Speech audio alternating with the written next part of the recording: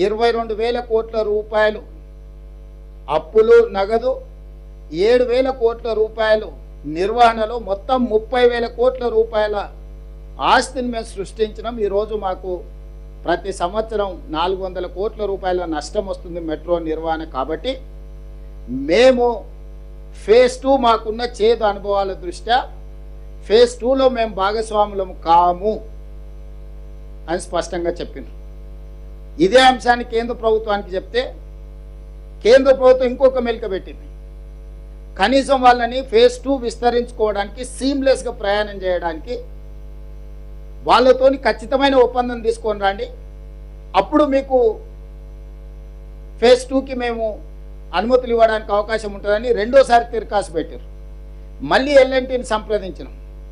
మేము ఆ definitive agreement కూడా మేము చెయ్యము, మా సంస్థ మీరేం నిర్మించుకోదలుచుకున్నారో మీరేమైనా నిర్మించుకోండి, మాది మాదే మీది మీదే, మీరు మేము భాగస్వాములం కాము, భవిష్యత్తు నిర్వహణలో కూడా మీతో మేము చేరము, మేము దేనికి ఒప్పుకోమని చెప్పి ఎలాంటి స్పష్టంగా తిరస్కరించింది.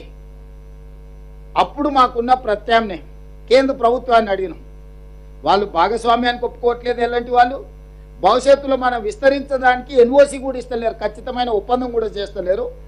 కానీ మాకు ప్రజల నుంచి ఉన్న ఒత్తిడి, మా అవసరాలు, మా నగరం విశ్వనగరం కావాలంటే, మేము పెట్టుబడులను ఆకర్షించాలంటే ఇంకొక 122 కిలోమీటర్లు మెట్రో విస్తరణ చెయ్యాల్సిందే. మరి ఏమి చేయాలి? మా అధికారులు, కేంద్ర ప్రభుత్వంలో ఉన్న అధికారులు, ఖట్టర్ గారు, నేను, మిగతా ఎలాంటి వాళ్ళతో చర్చలు చేసినప్పుడు మీకున్న ఏకైక ప్రత్యామ్నాయం మీరు ఎలాంటి సంస్థ నుంచి ఇప్పుడున్న ఎలాంటి మెట్రోని మీరు కొనుగోలు చేయండి రాష్ట్ర ప్రభుత్వం, అప్పుడు మీరు యజమాని అవుతారు. కాబట్టి ఇప్పుడు మీరు ఫేజ్ 2 రాష్ట్ర ప్రభుత్వం కేంద్ర ప్రభుత్వం కలిసి నిర్మాణం చేయాలనుకుంటున్నారు. కాబట్టి ఫేజ్ 1కు మీరే యజమానులైతే ఫేజ్ 2కి కేంద్ర ప్రభుత్వం పెట్టిన అన్ని నిబంధనలకు యజమానులుగా మీరు సంతకం పెట్టవచ్చు. అప్పుడు ఫేజ్ 2 కూడా సులభంగా మీకు అనుమతులు వస్తాయి, నిధులు వస్తాయి. దాంతో దాదాపుగా 200 కిలోమీటర్ల మెట్రో హైదరాబాద్ నగరం ప్రజలకు అందుబాటులోకి వస్తుంది. అప్పుడు అంతర్జాతీయ ఎయిర్పోర్టు నుంచి అటు మేడ్చల్కు, ఇటు షామీర్పేట్కు, అటు హైటెక్ సిటీ నియోపోలిస్ వరకు, ఇటు చందానగర్ నుంచి దాటుకొని మీకు రామచంద్రాపురం వరకు కానీ, హయత్ నగర్ నుంచి మన ఎల్బీ నగర్ నుంచి హయత్ నగర్ కానీ, నాగోల్ నుంచి LB Nagar, OSC hospital, Chandrayangutta, Shamshabad international airport వరకు మెట్రో కానీ అన్ని రూట్లు ప్రజలకు అందుబాటులో వస్తుందని చెప్పి మేము స్పష్టంగా ఎల్ఎన్టీతో కూర్చొని కేంద్ర ప్రభుత్వాన్ని కూడా అడిగినాం. మరి మేము కొనుగోలు చేయాలనుకుంటున్నాము, ఎలాంటి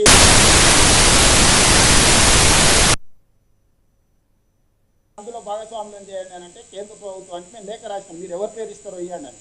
ఉత్తరప్రదేశ్ మెట్రో, ఉత్తరప్రదేశ్ రాష్ట్రంలో నిర్వహిస్తున్న మెట్రో ఎండీని సుశీల్ కుమార్ని తెలంగాణ రాష్ట్రం ఎల్ఎన్టీ నుంచి కొనుగోలు చేయాలనుకున్నది అంటే కేంద్ర ప్రభుత్వం తరఫున సర్టిఫికేట్గా పెట్టింది కేంద్ర ప్రభుత్వం. All these are official documents.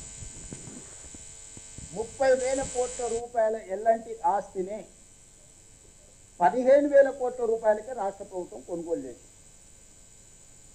చర్చలు చేసి, నెగోషియేట్ చేసి, ఆఫీసర్స్ కమిటీ వేసి, ఆఫీసర్స్ కమిటీ పైన cabinet sub committee resource mobilisation Bhatti గారిని, ఉత్తమ్ గారిని, శ్రీధర్ బాబు గారిని, జూపల్లి కృష్ణారావు గారిని పెట్టి క్యాబినెట్ సబ్ కమిటీ పెట్టి అక్కడి నుంచి క్యాబినెట్కు తీసుకొచ్చి, క్యాబినెట్ నుంచి అసెంబ్లీకి తీసుకొచ్చి 30,000 కోట్ల రూపాయలు నికరంగా పెట్టిన మెట్రోను రాష్ట్ర ప్రభుత్వం మెట్రో ఎల్ఎన్టీని ఒప్పించి 15,000 కోట్ల రూపాయలకి కొనుగోలు చేసింది. ఈరోజు మేము విస్తరించాలనుకుంటున్న మెట్రో హైదరాబాద్లో పర్ కిలోమీటర్ మీ రోజు కొత్తగా కట్టాలనుకుంటే కూడా 350 కోట్ల రూపాయలు అవుతుంది. అట్లా లెక్కేసుకున్న 70 కిలోమీటర్ల మెట్రో ఈరోజు ఉన్న పలంగా కూడా 25,000 కోట్ల రూపాయలు ఆస్తి. అన్ని రకాలుగా చెప్పి ఎల్ఎన్టీని ఒకటే పాయింట్ దగ్గర మేము ఒప్పించినాం. మీరు అనొచ్చు, మరి ఎల్ఎన్టీ ఇంత పెద్ద సంస్థ మీకు తక్కువ చేతికి ఇచ్చింది, మీ దగ్గర ఏం మంత్రిదండం ఉన్న వాళ్ళని ఒప్పించడానికి. ప్రతి సంవత్సరం వాళ్ళకు నికరంగా 400 కోట్ల రూపాయలు నష్టం వస్తుంది. నేను చెప్పిన 20 సంవత్సరాలు ఇట్లనే మీ దగ్గర ఉంటే సంవత్సరానికి 400-500 కోట్ల రూపాయలు ఇట్లనే మీ నష్టం భరిస్తే మీ కంపెనీ మళ్ళీ ఒక 10,000 కోట్లు 20,000 కోట్లు మీరు నిండా ముందుతారు.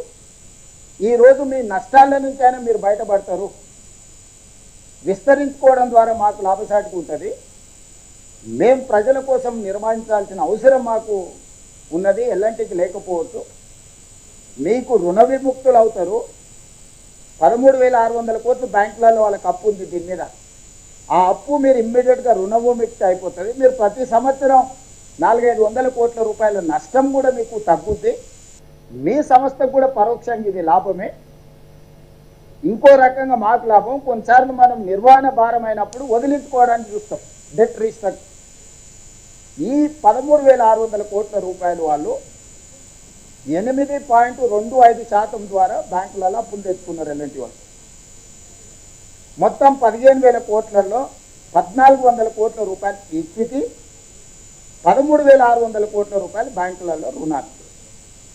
ఈ ప్రతి ట్రాన్సాక్షన్లో ప్రతి స్టేజ్లో ఖట్టర్ గారికి, పట్టణాభివృద్ధి శాఖ మంత్రికి, రైల్వే శాఖ మినిస్టర్స్కి, ఫైనాన్స్ మినిస్టర్స్కి నేను పర్సనల్గా వెళ్ళి బ్రీఫ్ చేయడమే కాకుండా ఎవ్రీ ట్రాన్సాక్షన్స్లో గవర్నమెంట్ ఆఫ్ ఇండియా అధికారులు ఇందులో భాగస్వామి. మాకు తెలియదు మీరు ఏం చేసిందని చెప్పడానికి కూడా వీల్లేదు. వీళ్ళతో ఒప్పందం అయిన తర్వాత మేము సంస్థలను సంప్రదించినాం అప్పులు తెచ్చుకోవడానికి. ఆ లోన్ బదిలీ సేమ్ 8.25% రేట్ ఆఫ్ ఇంట్రెస్ట్ తగిన మేము అప్పులు తెచ్చుకుంటే రాష్ట్ర ప్రభుత్వానికి కూడా సేమ్ ఇదే 500 కోట్ల రూపాయల నష్టం ఉంటుంది. నేను గతంలో కేసీఆర్ గారు 11%, 11.5%కి పిఎఫ్సి, ఆర్ఈసి ద్వారా రేట్ ఆఫ్ ఇంట్రెస్ట్ అప్పులు చేస్తే డెట్ రీస్ట్రక్చర్ మీద 7.25%కి నేను తగ్గించుకున్నా. దాంతో నాకు కొంత వెసులుబాటు నష్టాలలో వచ్చింది. ఆ అనుభవంతో మా అధికారులందరినీ మాట్లాడి మనం డెట్ రీస్ట్రక్చర్ చేసుకున్నాము. ఈ మెట్రో లోన్ని అతి తక్కువ రేట్ ఆఫ్ ఇంట్రెస్ట్లో ఎక్కడ దొరుకుతుందో మనం అక్కడ అప్పు తెచ్చుకొని ఈ అప్పును వాళ్ళ ఉన్న అప్పును మనం బ్యాంకులో తెచ్చుకొని ఇది అటు బదిలీ చేస్తే మనకు సులువుగా ఇది లాభసాటి వ్యాపారంగా మారుతుందని అంటే రకరకాల సంస్థల్ని సంప్రదించినాం. ఇండియన్ గవర్నమెంట్లోనే సంస్థ ఉంది, Indian railway finance corporation, government of India PSC. ఈరోజు వాళ్ళు దేశంలో 5 లక్షల కోట్ల రూపాయలు రుణాలు ఇస్తున్నారు. దీనికి ఉన్న ప్రత్యేకత ఏంటంటే రైళ్ల నిర్మాణం కోసం రైల్వే రిలేటెడ్ వాటికి మాత్రమే వీళ్ళు ఫైనాన్స్ చేస్తారు. పిఎఫ్సి, పవర్ ఫైనాన్స్ కార్పొరేషన్ 1,52,000 కోట్ల రూపాయలు కేసీఆర్కి ఇట్లా కాగితం పెడితే అట్లా లోన్ ఇచ్చారు. REC, rural electrification corporation, KCR గారు ఇట్లా కాగితం పెడితే 1,61,000 కోట్ల రూపాయలు అప్పు ఇచ్చారు. ఈ రెండు కూడా కేంద్ర ప్రభుత్వ సంస్థలు, పిఎఫ్సి అండ్ ఆర్ఈసి. ఐఆర్ఎఫ్సి ఇంకొకటి సేమ్ ఇలాంటిదే. అదే చంద్రశేఖరరావుకు పిఎఫ్సి, ఆర్ఈసి కలిసి 10 సంవత్సరాలలో 3,15,000 కోట్ల రూపాయలు అప్పు ఇచ్చింది. ఏ గ్యారంటీ లేకుండా, రిజర్వ్ బ్యాంక్ గ్యారంటీ కూడా లేదు దానికి. జస్ట్ చంద్రశేఖరరావు దరఖాస్తు పెట్టిండు, కిషన్ రెడ్డి గారు, మోడీ గారు లోన్లు ఇచ్చేసి దాంతో కాళేశ్వరం కట్టి కూలేశ్వరం అయింది. ఇక రకరకాల దాంట్లలో 3,15,000 కోట్ల రూపాయలు అవలీలగా మూడో కంటికి తెలవకుండా 3,15,000 కోట్ల రూపాయలు అప్పిచ్చారు. దానికి కేసీఆర్ చెల్లించిన ఇంట్రెస్ట్ ఎంత అంటే 11.5% highest. The lowest is 9.5, the highest is 11.5. ఇంత అడ్డగోలుగా బాధ్యతారహితంగా 3,15,000 కోట్ల రూపాయలు ఓన్లీ 2 కార్పొరేషన్స్ నేను చెప్పేది. ఈ 2 కూడా కేంద్ర ప్రభుత్వాన్ని. ఇప్పుడు నేను 3వ కార్పొరేషన్ సంప్రదించిన, they are dedicated for railway constructions. So metro కూడా రైల్వే కిందకు వస్తుంది కాబట్టి దీని మీద మాకు లోన్ కావాలా, మేము టేక్ ఓవర్ చేస్తున్నాము, ఈ ప్రకారంగా మేము కొనుగోలు చేస్తున్నాం. మొత్తం మా ట్రాన్సాక్షన్ వాళ్ళు కన్సల్టెంట్ని పెట్టుకున్నారు, మేము కన్సల్టెంట్ని పెట్టుకున్నాం, అధికారులు ఉన్నారు, దాంట్లో గవర్నమెంట్ ఆఫ్ ఇండియా ఫైనాన్స్ అధికారులు ఉన్నారు, ఐఆర్ఎఫ్సి అధికారులు, మొత్తం ఇంటోటో కేంద్ర ప్రభుత్వం, ఇంటోటో రాష్ట్ర ప్రభుత్వం కూర్చొని చర్చించుకొని 13,600 కోట్ల రూపాయలు ఏదైతే ఎల్ఎన్టీ అప్పు వివిధ బ్యాంకులలో 8.25% అప్పుతో ఉందో ఆ అప్పును రాష్ట్ర ప్రభుత్వము హైదరాబాద్ మెట్రో రైల్ లిమిటెడ్ పేరు మీద, కంపెనీ పేరు మీద కొనుగోలు చేసేటట్టు, దానికి అప్పించేటట్టు ఐఆర్ఎఫ్సిని ఒప్పించేసి టోటల్గా ఒప్పందాలు చేసుకొని మే 30 తారీఖు నాటికి లోన్ డిస్బర్స్మెంట్ చేయాలి. జూన్ 1 నుంచి